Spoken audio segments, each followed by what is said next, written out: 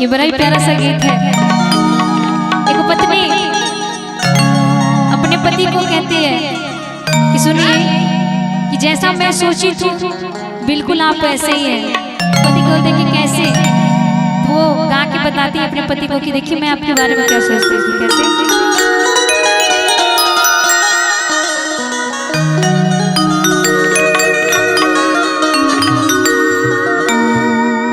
सजना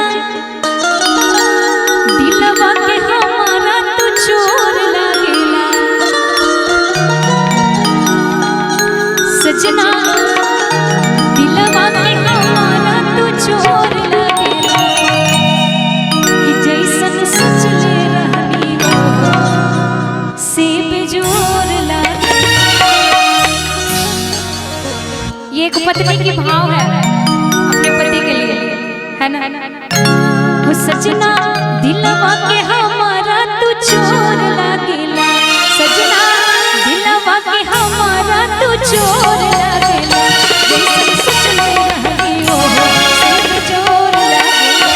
जैसन सच ले रहनी हो से बेजोर लागेला। सजना दिलवा के हमारा तू चोर लागेला।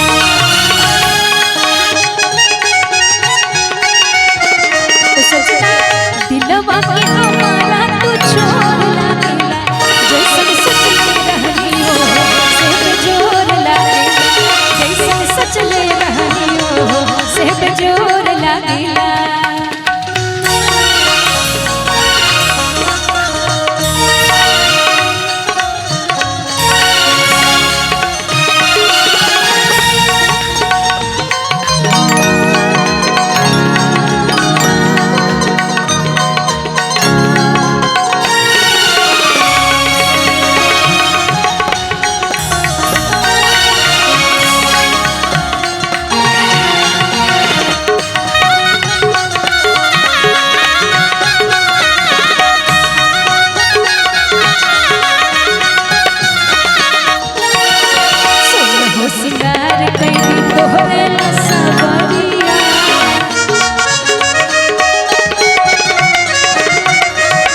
एक बार देखवा ता हो जइबा बाबरिया।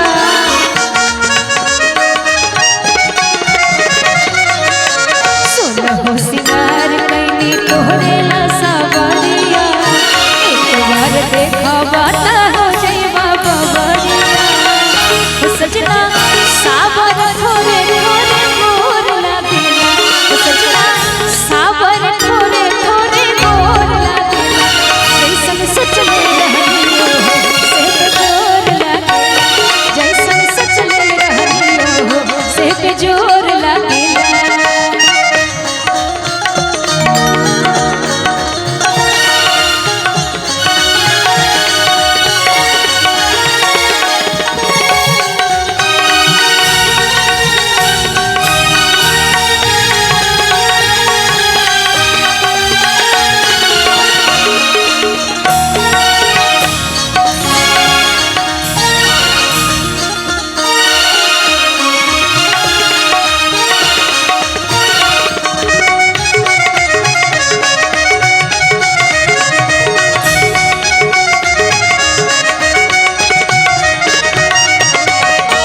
से मिलन बाटे तो हसी नयनवा।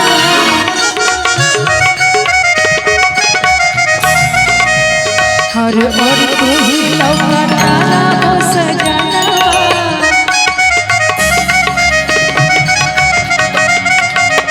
जब से मिलन बाटे तोहरा से